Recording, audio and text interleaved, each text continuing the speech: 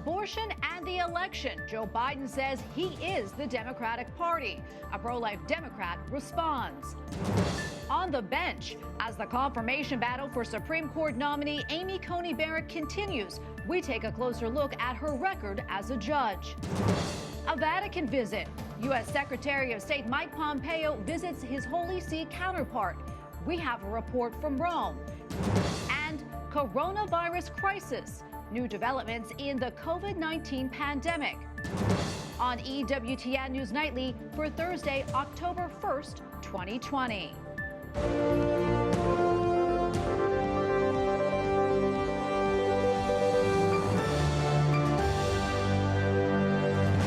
Good evening, and thanks for joining us tonight. I'm Tracy Sable. The White House continues its push tonight to have Judge Amy Coney Barrett confirmed to the Supreme Court. At the same time, the White House press secretary defends the president against accusations of racism stemming from Tuesday night's debate. White House correspondent Owen Jensen reports. Owen?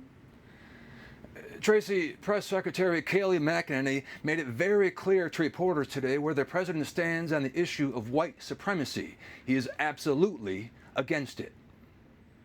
Kayleigh McEnany says President Donald Trump has condemned white supremacy more than any president in modern history. His record on this is unmistakable, and it's shameful that the media refuses to cover it. And she laid out the evidence. This has been answered yesterday by the president himself, the day before by the president himself on the debate stage. The president was asked this. He said, sure, 3 times. Yesterday, he was point blank asked, do you denounce white supremacy? And he said, I've always denounced any form of that. At the debate Tuesday night, there was this exchange. Who would you like me to condemn? White supremacists and right Proud Boys, stand back and stand by. But I'll tell you what, somebody's got to do something about Antifa and the left, because this is not a right-wing problem. The president himself said this when asked about it. I don't know who the Proud Boys are. I mean, you'll have to give me a definition, because I really don't know who they are. I can only say they have to stand down, let law enforcement do their work. Joe Biden tweeted out, white supremacy has no place in America. We shouldn't have to beg the president of the United States to say that. Meanwhile, the White House continues to push for the confirmation of Judge Amy Coney Barrett to the U.S. Supreme Court. Judge Barrett is full of compassion and empathy, and she understands the needs of our nation's most vulnerable. And when asked directly if Roe v. Wade is on the ballot, the president has been clear that he would never ask a judge to prejudge a case. Judge Amy Coney Barrett has, on multiple occasions, said it is never appropriate for a judge to impose that judge's personal convictions, whether they derive from faith or anywhere else on the law. Also today, the American Medical Association is asking the Supreme Court to strike down a Trump administration rule that bans certain clinics that get federal dollars from referring pregnant women for abortions. Joe Biden has said he would rescind that rule. Tracy? Oh, and I also understand the press secretary took a moment today to remember the deadliest mass shooting in U.S. history. That's right. She did at the beginning of her news conference. Kayleigh McEnany referred to the Las Vegas Music Festival shooting 3 years ago today, October 1st, 2017. Dozens of people were killed, you'll recall, hundreds wounded or injured. She said the president has the victims and their families in his prayers. Tracy? Yeah, well, tragic day indeed. White House correspondent Owen Jensen reporting for us tonight. Thank you so much, Owen. All right, now we take a closer look at a statement made by Democratic presidential nominee Joe Biden during Tuesday night's debate that has drawn attention across the political spectrum. My party is and me. Socialist right healthcare. now, I am and the they're going to dominate Party. you, Joe. You know that. I am the Democratic Party right now. The platform of the Not according Democratic to Party Harris. is what I, in fact, approved of. Now, here's the deal. The former vice president's comment came in response to claims from President Trump linking him to the far left wing of the Democratic Party during an exchange about the Affordable Care Act. Joe Biden has campaigned against socialized medicine in the Democratic primary. Joining me now on Skype to talk more about Joe Biden's comment is Kristen Day, Executive Director of Democrats for Life of America. Kristen, welcome back. Good to have you on the show. As a pro-life Democrat, what was your reaction when you heard that statement? My reaction is I would really like Joe Biden to respond to the letters that we have sent asking him to moderate the platform on the issue of abortion. We had 3 letters go to him, one from me personally on behalf of the 21 million pro-life Democrats. We had a second letter go from over 100 religious leaders, left-leaning religious leaders. And then we had a third letter go from over 100 pro-life Democrat elected officials, both former and current. And none of those letters have been responded to. So when he said that, it was a little bit disappointing, because I just want him to listen to the third of Democrats who don't think the platform represents the Democrats who want to see abortion rare. Kristen, I also know your organization took out a full-page ad in the New York Times urging the Democratic Party to moderate its position on abortion. What response have you received, if any? We received a lot of response from people all over the country. It was a great way for us to let people know that if you're a pro-life Democrat, you're not alone. And it really, all these efforts that we have made have really brought out a bunch of pro-life Democrats to join our organization. We have just had unprecedented growth. Contributions have gone up. And we are just getting more proactive and more courageous to speak out and not stand down to the abortion lobby, who has really taken over control of the Democratic Party. Kristen, as far as specific actions, what would you like to see Biden take at this point in order to reject abortion extremism? At this point, he really needs to respond to the letters that we have sent. He needs to respond to the 33% of pro-life Democrats who want to see abortion rare, want to see more emphasis placed on reducing abortion, providing support to pregnant women. We have seen nothing to that effect, nothing that President Obama has done, President Clinton has done to really reach out to this wing of the party and say, we want you in the party, we welcome you, and how can we work together? We have seen none of that. So we just urge the vice president to take a second look at this platform. And there is still time to change it and to really represent pro-life Democrats as a whole. I want to switch gears just a little bit and turn now to pro-life efforts at the state level. I know you're in Colorado right now to rally support for Proposition 115. Tell us a little bit more about that measure and why it's so important. Yes, so Proposition 115 is a really reasonable ballot initiative. It would ban abortion after 22 weeks when children are viable. And it's really mainstream. So we're out here urging Democrats to vote for the proposition. 82% of Democrats are opposed to third trimester abortions.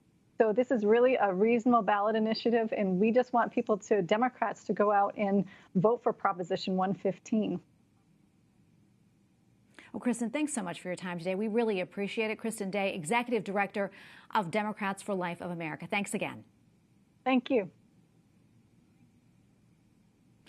Supreme Court nominee Judge Amy Coney Barrett is on Capitol Hill for another day of meetings with senators. With October 12th, the start of her confirmation hearing fast approaching, Democrats are continuing to oppose her nomination. Capitol Hill correspondent Eric Rosales reports. Key Senate Democrats that I spoke with say that Judge Amy Coney Barrett's nomination is illegitimate, and they say it's an attempt to go after Americans' health care. But Republicans I spoke with say that she is the right person for the job. The people of Montana look up to you. As Supreme Court nominee, Judge Amy Coney Barrett continues her meetings today on Capitol Hill. Senate Democrats continue to criticize her appointment. Senator Richard Blumenthal of Connecticut tells me he will not meet with Judge Barrett. I will not be meeting with her. Can I ask why? We have a... Inside the Judiciary Committee, Senator Blumenthal challenged his Republican colleagues to demand of Amy Coney Barrett that she recuse herself, that she decline to rule or participate in a decision involving an election of a president who has appointed her. And Senator Chris Coons of Delaware says Judge Barrett's nomination is part of a coordinated attack on health care. Just a week after the upcoming election, there will be an argument in front of the Supreme Court where the constitutionality of the Affordable Care Act is at stake. And the administration and this committee is rushing through a nominee in time to have that nominee seated for that argument. But Republican Mike Lee says Democrats are misrepresenting the role a jurist should play. We're looking for someone who interprets the law based on what it says rather than on the basis of what he or she might wish it said. a role Republicans maintain that Amy Coney Barrett is suited to fill. Well deserves to be on the Supreme Court. There are some Democrats who say that they plan to meet with her. Senator Lindsey Graham, chairman of the Judiciary Committee, says he looks forward to starting the confirmation hearings and he hopes Democrats will behave fairly. At the Capitol, Eric Rosales, EWTN News Nightly. Judge Amy Coney Barrett's judicial views and the potential influence her Catholic faith may have on her legal decisions have also been the targets of those opposed to her nomination to the Supreme Court. Joining me on Skype to help us examine both of those subjects is Stephanie Barclay, Associate Professor of Law at Notre Dame Law School. Stephanie, welcome back. Great to have you on again. Let's begin with Judge Barrett's overall judicial philosophy. What do we know about her approach to the law? Well, Judge Barrett is a respected judge, an award-winning teacher, an exceptional scholar, and she is a judge who has talked about the importance of deciding the law according to its text and its original meaning. She recognizes that sometimes things will change in our republic. It's not a perfect union, but the question is where that change should come from. Should it come from unelected judges and their policy preferences, or should it come from the democratic process? And Judge Barrett has made clear that she thinks major change should come from the democratically elected people to reflect the will of we the people, and that she would impartially apply that law. Critics of Judge Barrett's nomination have expressed concern over how she may rule in cases before the Supreme Court, that is, regarding the Affordable Care Act and abortion. What insight can we gain from Judge Barrett's previous rulings? Well, during her time on the Seventh Circuit, Judge Barrett has demonstrated that she is a jurist who knows how to build consensus and apply the law fairly. When she drafted the majority opinion in the Seventh Circuit cases she ruled on, her colleagues unanimously agreed with her 95% of the time. And in the less than 5% of the cases where there was some disagreement, that disagreement was more likely to come from her Republican-appointed colleagues than from Democratic-appointed colleagues. This makes clear that Judge Barrett is able to build consensus on important issues and is going to apply the law as the text requires, not based on her own personal positions on things.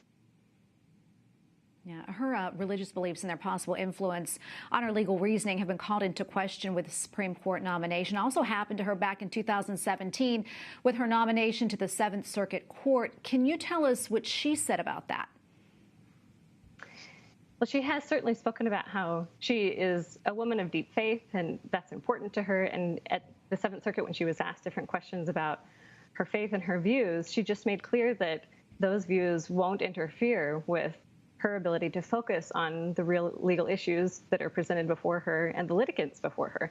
She's again demonstrated that at the Seventh Circuit. She has applied the law in nonpartisan ways, sometimes ruling against this administration or in ways that might not seem to favor what would be right-of-center outcomes. So I think one thing that is inspiring about her faith is the way that it has led her to be a woman who is such a warm and generous colleague, who serves others, who wants to serve her country, and who is willing to use her law degree to try and help others. That's something that I think is a role model for lawyers and for women everywhere, and something that our Supreme Court will benefit from at this historic moment in history. Such an important role model who is willing to do this good work in such a fair and even-handed way.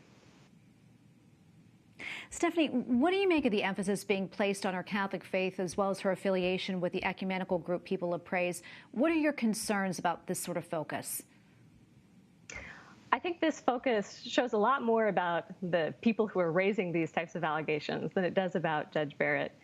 Judge Barrett is part of a group that's really similar to lots of different religious denominations. At my time before being a professor, when I represented lots of different religious groups, a lot of times they will make promises to support each other. They will have Bible study groups. This is even similar to the structure of Alcoholics Anonymous, where you're supporting each other and helping each other. So the fact that groups are trying to make this seem anomalous or marginal would really disenfranchise many different types of religious groups and individuals across our country. Judge Barrett's faith is consistent with a lot of these different types of principles. And the fact that any attention is being drawn at all to this, I think just suggests how little there is really to complain about her as a person and her really impeccable, sterling credentials and her judicial record. Well, Stephanie, thank you so much for your time. We appreciate you coming on. Stephanie Barclay, Associate Professor of Law at Notre Dame Law School. Thank you again. Thank you for having me. Well, tonight on EWTN Pro-Life Weekly, an insider shares her experience with her Notre Dame Law School mentor, Professor Amy Coney Barrett. Judge Barrett has just always been someone that I know will tell me the truth and someone who I can go to for both advice, but also like the pep talks when you need the pep talks. And it's that combination of both the practical and the empathic that makes her such an amazing friend and mentor. Former student Laura Walk talks to host Catherine Hadro about the compassion Professor Barrett had for her as a student with disabilities. Walk went on to become the first blind woman to become a U.S. Supreme Court clerk. More tonight on EWTN Pro-Life Weekly at 10 p.m. Eastern. Unless a last-minute deal is reached in Washington, D.C., the airline industry may soon cut tens of thousands of jobs. The effects of COVID-19 are also forcing other major companies to reduce their workforce. Correspondent Mark Irons joins us now with more. Mark? Tracy, according to new research from the Air Transport Action Group, the collapse in aviation around the world could wipe out up to 46 million jobs around the globe. U.S. companies are making cuts, and workers are feeling the impact. Turbulence facing the airline industry. American Airlines plans to furlough 19,000 employees. The company's CEO hopes Congress can send in some last-minute emergency relief. Look, the last thing we want to do is furlough employees. That's why we've been fighting so hard for them to come to an agreement. So at any rate, hard for me to tell you until we know where they are. Though lawmakers are considering a multi-trillion-dollar stimulus package that would include money to help the nation's airlines, it could take time. Among the concerned workers, flight attendants. We are aviation's first responders and frontline workers, and our livelihood and our health care is literally in their hands. There are other major companies announcing cuts caused by COVID-19, including Disney, slashing 28,000 jobs as its theme parks take a hit from the pandemic. And Allstate Insurance says it will lay off almost 4,000 employees. Across the country, job loss and increased financial burdens have left many families struggling to pay rent. Despite a national moratorium on most evictions, this woman faces an uncertain path as her eviction is being sorted out in a Columbus, Ohio courtroom. It's just really overwhelming and scary because we don't know, what's going to happen in there. They could say we got to move out in a week, and we don't know. Another Ohio resident is grateful for her home, but isn't sure she can keep it. They give me 30 days. Where did I go with my kids? The number of American workers filing for unemployment fell to 837,000 last week. It's a larger decline than economists expected, but that number does remain high compared with before the pandemic. Tracy? Correspondent Mark Irons reporting for us tonight. Thank you so much, Mark. Coming up, Secretary of State Mike Pompeo speaks out against the deal between the Vatican and China.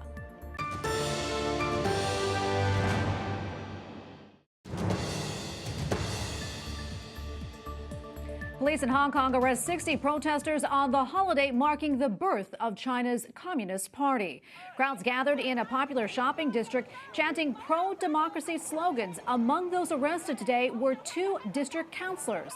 Online calls urged people to join the protests, and crowds showed up, but police still outnumbered the protesters. The Vatican has released its financial numbers for 2019. The report shows a deficit of nearly $13 million. Father Juan Guerrero, the Secretariat for the Economy, says the Holy See must be transparent with its budgets and spending. He also says it is possible the Vatican has been badly advised and possibly even cheated in some recent financial dealings. But he adds, quote, "I believe we are learning from past mistakes or recklessness." As the Vatican prepares for its negotiations with the Chinese government around the renewal of the deal concerning appointments of bishops in the communist country, U.S. Secretary of State Mike Pompeo has been speaking out against it. He is currently on a state trip to Rome, where EWTN News correspondent Colin Flynn brings us this report. U.S. Secretary of State Mike Pompeo arrived at the Vatican today to meet with top Holy See officials, a day after tensions over America's opposition to the Vatican's China policy spilled out in public.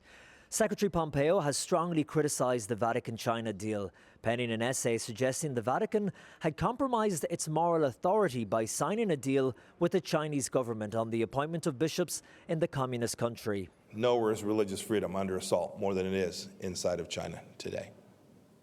That's because, as with all communist regimes, the Chinese Communist Party deems itself the ultimate moral authority. The Chinese Communist Party has battered every religious community in China. Secretary Pompeo is in Rome to meet with Italian and Vatican officials and to participate in a conference on religious freedom. It took place yesterday and was organized by the U.S. Embassy to the Holy See.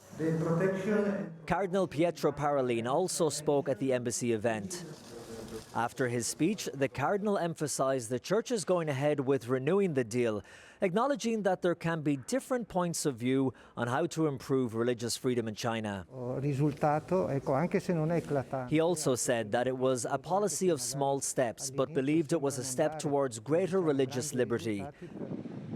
A Vatican delegation is expected to travel to Beijing in the coming days for negotiations, and a decision on the deal is expected this month. The Vatican declined Secretary Pompeo's request to see Pope Francis. Cardinal Parolin cited Holy See policy to not grant papal audiences during election campaigns. The Vatican says Secretary Pompeo spent 45 minutes in the Apostolic Palace with his Vatican counterpart, Cardinal Pietro Parolin, and the Vatican Foreign Minister, Archbishop Paul Gallagher.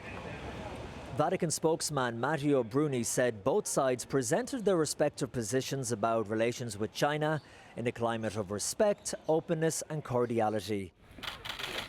Secretary Pompeo started his day visiting the Rome-based Sant'Egidio community, where he praised the group's efforts in caring for refugees in Italy as the Lord's work. The work that you do to take care of the people in the world who are the most needy in the most difficult conditions is truly remarkable. It's his work, it's the Lord's work. In Rome, Colm Flynn, EWTN News Nightly. Pi missionaries are mourning the loss of their oldest missionary in Brazil. Father Angelo Gianola was 99 years old. For over 40 years, he lived his ministry in Sao Paulo. Originally from Italy, Father Gianola was among the first missionaries to go to Pi in Brazil. He's being remembered for his prayers and the many meetings with young people. Up next, the Archdiocese of New York is hosting its annual fundraiser, but tonight's Al Smith dinner is virtual.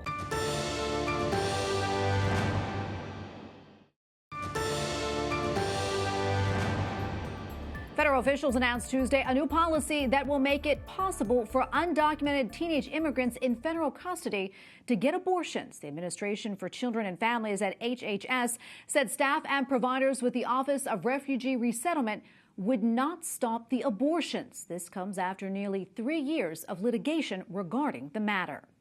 For more on this story, visit our sister publication, Catholic News Agency, at catholicnewsagency.com. A New York diocese has become the largest in the U.S. to declare bankruptcy in order to protect itself from a wave of lawsuits against clergy members. The bishop of the Diocese of Rockville Center says the goal is to make sure that all clergy abuse survivors, not just the few who were first, are afforded just and equitable compensation. Tonight is the annual Alfred E. Smith Memorial Foundation dinner in New York. The dinner is usually attended by both presidential candidates during election years. Both the president and Joe Biden were invited this year. The White House says the president's remarks, that is, will be pre-taped. The dinner typically is a white tie affair and usually is attended by celebrities and political leaders. It's hosted by the Archbishop of New York, Cardinal Timothy Dolan, and is the biggest annual fundraiser for the Archdiocese of New York. This year, the virtual event is dedicated to hospital workers and first responders. And finally tonight, preparations have begun for the beatification of a teenager in Italy later this month. The tomb of Carlo Acutis was open for public veneration today in Assisi. His entire body was present, though it was not incorrupt. Acutis was a computer programmer who died of leukemia in 2006. He was 15 years old. He was known for his love of the Eucharist and the Blessed Virgin Mary. The Archbishop of Assisi calls him a model of holiness in the digital age. Akutis will be beatified on October 10th. We thank you for watching tonight. For the entire EWTN News Nightly team, I'm Tracy Sable. Good night and God bless.